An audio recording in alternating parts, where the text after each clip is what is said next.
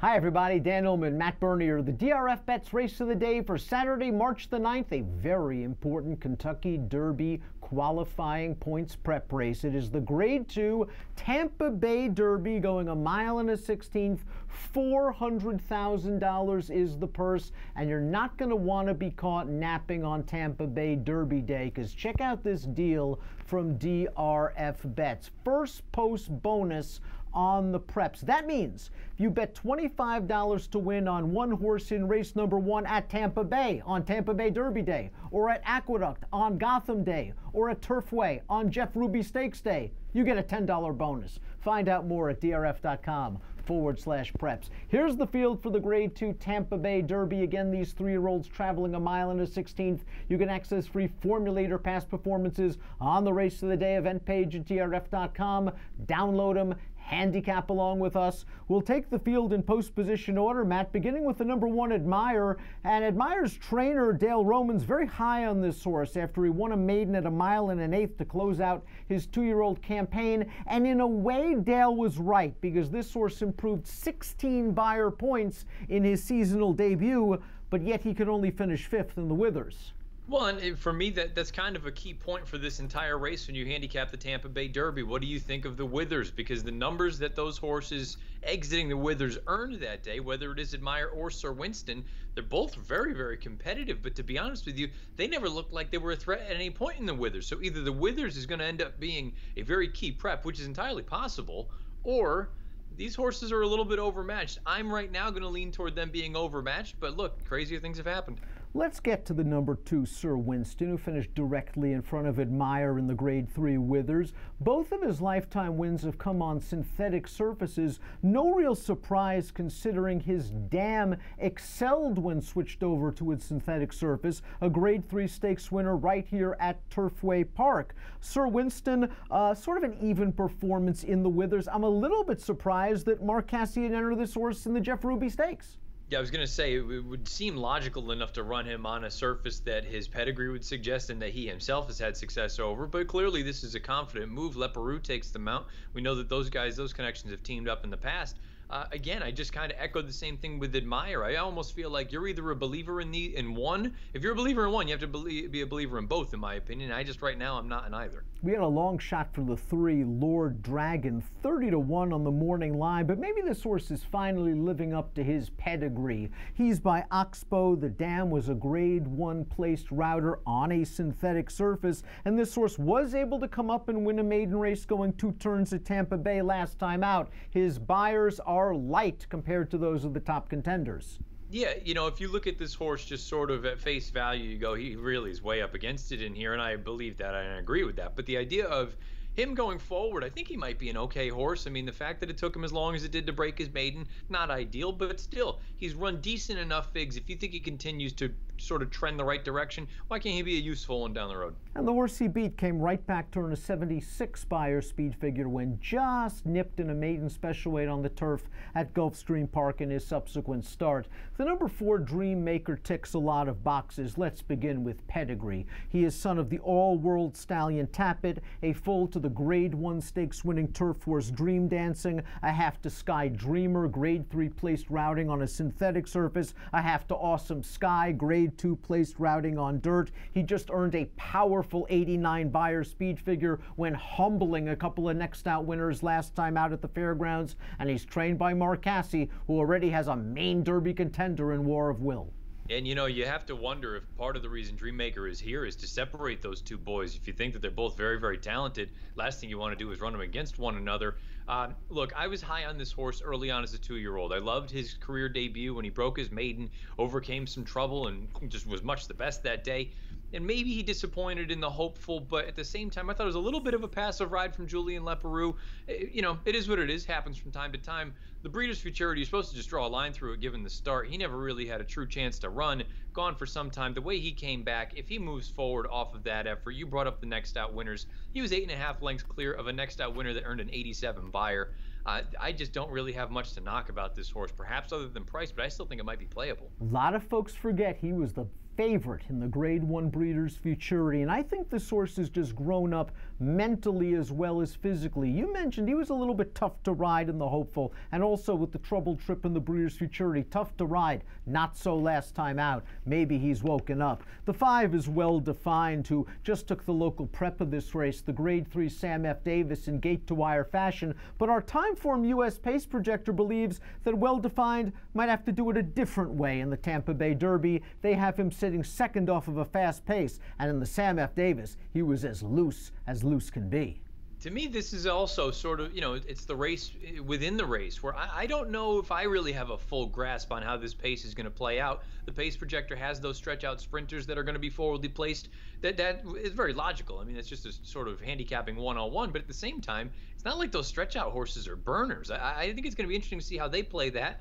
And meanwhile, Well Defined's the speed nearest the rail. I know he's breaking from post 5, but there's one way for Morales to go with this horse, and that's just to send and say, come and catch me. If that happens and those stretch out sprinters do show some big speed, you could be looking at a barbecue. If all of a sudden they're content rating off this horse saying he may come back, it wouldn't shock me if we ended up seeing a replica of that Sam F. Davis. Your point about stretch-out sprinters provides a very nice segue to the number 6, Outshine, trained by Todd Pletcher. This will be his first start around 2 turns. Timeform US does not believe that he will be anywhere close to the lead, and he has rallied from off the pace in all 3 of his sprints. He's got sort of an interesting pedigree, kind of versatile. He's by Malibu Moon, who of course is sired a Kentucky Derby winner. The Dam was a multiple stakes place turf sprinter, but the second Dam was a graded stakes winner going 9 furlongs on the turf. A lot of grass in this pedigree, but Blinker seemed to wake him up last time out. Yeah, and Dan, I don't know what your thoughts are. I'm curious. I have a trip note from his career debut. I understand he went and got it done, but I thought he was just kind of grindy. He was hard ridden, and even in that most recent run, kind of a similar situation. Early on, Johnny V had to push him along to get him in there, and then finally, once he grabbed the bit, he went on and he did it very, very nicely off of such a long layoff. To me, I think additional distance is only going to be beneficial for him, and I just think he may not be the flashy, brilliant type, but boy, I think there's something here. I agree with you 1,000%. A lot of times when you see these horses being hard-ridden early in sprint races, it just means it takes them a while to get that motor revved up a little bit and that they're going to want to go farther. He's got a guy named Pletcher in his corner. He's an interesting long shot at 8-1 on the morning line. The 7 is Win, Win, Win, and let's be honest, Win, Win, Win is really the key to this race because he aired in the Pasco last time out with a 99 Beyer speed figure going 7 furlongs. For the second race in a row, he didn't break very well, but this is a big horse that I think takes a little bit of time to get into his stride, and once he got into his stride and swung widest into the stretch, he humbled that field. He's got a nice pedigree also. The Dam's a half to Unbridled Humor, a Grade 3 stakes winner at a mile. The second Dam was a stakes winner on dirt going 8.5 furlongs. Yes, this is his first start around 2 turns, but his big body coupled with his middle distance pedigree makes me think he'll get the trip. The other thing, too, I mean, if we're just kind of breaking it down to bare bones, he might be the most talented horse in the race. So that's obviously something that you want to keep in mind. I agree with you. Look, the Pasco was just a brilliant performance, given the fact that he was so slow out of the gate. There's a part of me that, is just one of those things.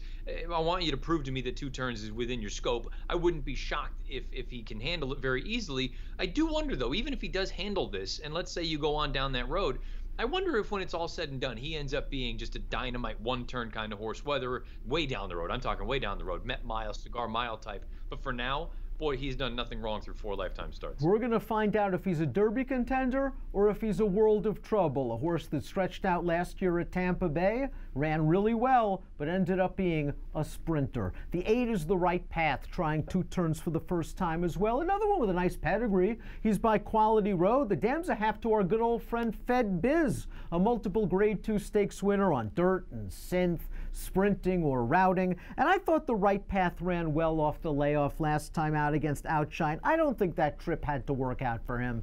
No, I agree. Being forwardly placed in the top of the lane, he was in rather tight, and he could easily packed it in. I wouldn't have held it against him, but I liked that he just kind of stayed on. I thought that was at least encouraging enough, and he galloped out very, very well. I don't know how I view him as far as the rest of this field is concerned. I think there is a little bit of quality in here, and I'm not suggesting he doesn't have it. I just don't know what I think of him overall just yet, but it looks like he could be a solid one. bullet workout at Palm Meadows leading up to this race. Nice debut effort at Aqueduct, going 6 furlongs. I think this horse does have some talent. The number 9 is Dumph, who is a supplemental nominee into this race after finishing 11th of 14 in the Grade 2 Risen Star. Michael Maker hasn't given up the faith just yet. This horse had shown promise in his first few starts, and so the simple fact that Maker hasn't given up gives hope to Dumph fans. Yeah, I mean, look, I've backed Dumph in a couple different spots here throughout his career. I think there's some talent here. To me, this feels like, and who knows, Mike Maker knows a hell of a lot more than I do, but the way that I look at it is you take one last chance at this sort of Derby trail. If this race doesn't work, I would love to see them get ready for a race like the Pate Mile, a one-turn mile. Part of me thinks that he may end up being more of a one-turn or even a shorter type of horse, because he just seems like when the running is going on down the lane, he just seems to lose a little bit of the steam. I wonder if a turnback's eventually in order.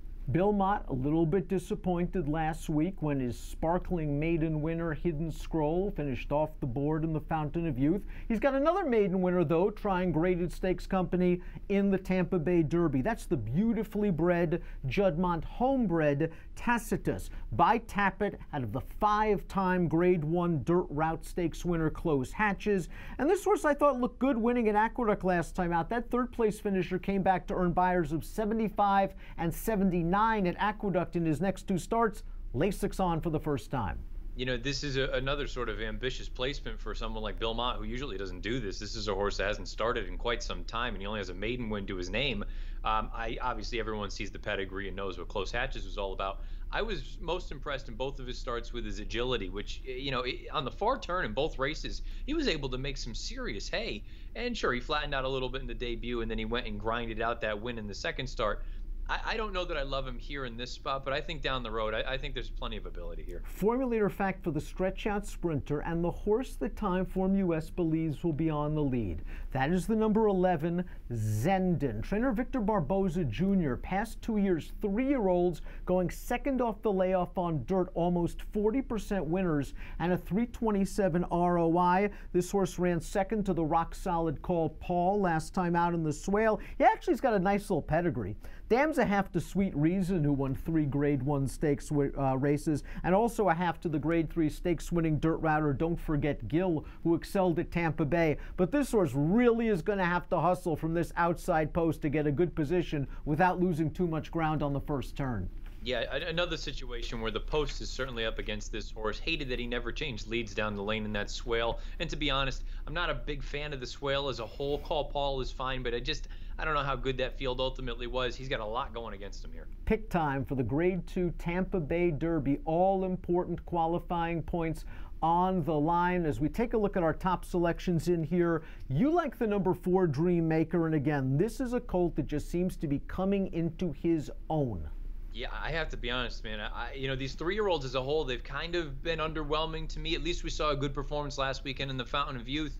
When I see a horse like Dream Maker, I go, why can't you all of a sudden assert yourself as a major player in this entire crop? If you come through with a big effort here, the pedigree's there, the connections are there, the running style should be there.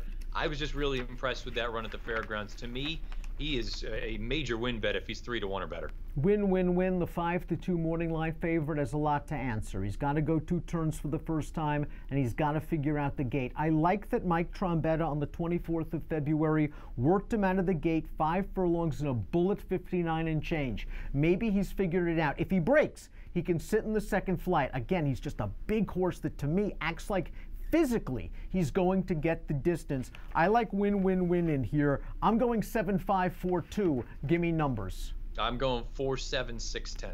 Great race, as always. The Grade 2 Tampa Bay Derby, part of a plethora of stakes races at Tampa Bay Downs on Saturday. Get involved early. You snooze, you lose if you're an existing DRFBets customer, because check out this offer we already have.